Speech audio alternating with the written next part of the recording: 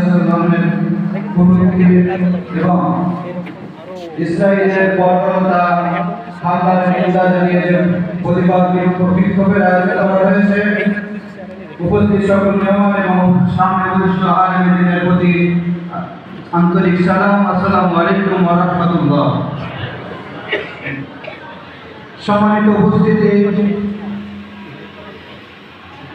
সন্ত্রাসবাদ ইসরায়েলের বিরুদ্ধে নবী করিম সাল্লাল্লাহু আলাইহি ওয়াসাল্লামের অবমাননার বিরুদ্ধে ঘরের ভিতর থেকে শুধু আওয়াজ তুলতে হবে না, এটা রাষ্ট্রীয় পর্যায়ে আওয়াজ তুলতে হবে।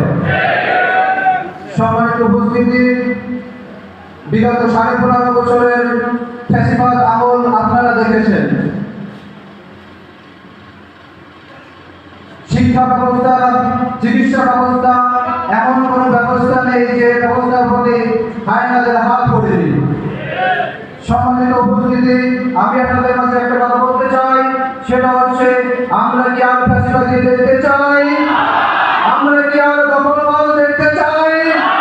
আমরা কি আর এই জমিনে কোন দখলবাজ দেখবো না? ঠিক তো? আমরা কি দেখতে চাই ভারতের দালালদের? আমরা কি দেখতে চাই স্বাধীনতার সার্বভৌমত্ব যারা হত্যা করতে চায় তাদের কি আর দেখতে চাই? দেখতে চাই না। যেহেতু আমাদের একটি করণীয় আছে, সেটা হচ্ছে 24-এর যে স্বাধীনতা, এটাকে আমাদেরকে ধারণ করতে হবে, এটাকে আমাদেরকে সুরক্ষা রাখতে হবে। তার এই জন্য প্রয়োজন হচ্ছে আমাদের ঐক্যবদ্ধ, যার কথা ইতিপূর্বে অনেকেই আলোচনা করেছেন। এটাকে যদি ধরে রাখতে হয়, ফ্যাসিবাদের উত্থান যদি ঠেকাতে হয়, ইসলাম বিদ্বেষী শক্তিকে যদি বাংলার জমিন থেকে বিচ্ছিন্ন করতে হয়, ঐক্যের বিকল্প কিছু নেই।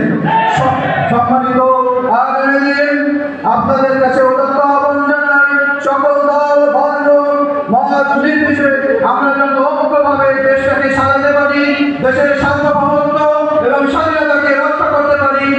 আমি আপনাদের কাছে আরো বলতে চাই, আমরা বিশ্বাস করি বাংলাদেশ এবং ইসলাম আলেমদের হাতে নিরাপদ। তাই আমার কথাকে দীর্ঘায়িত না করে ধন্যবাদ জানাই এই আয়োজকদের, যারা ছাত্র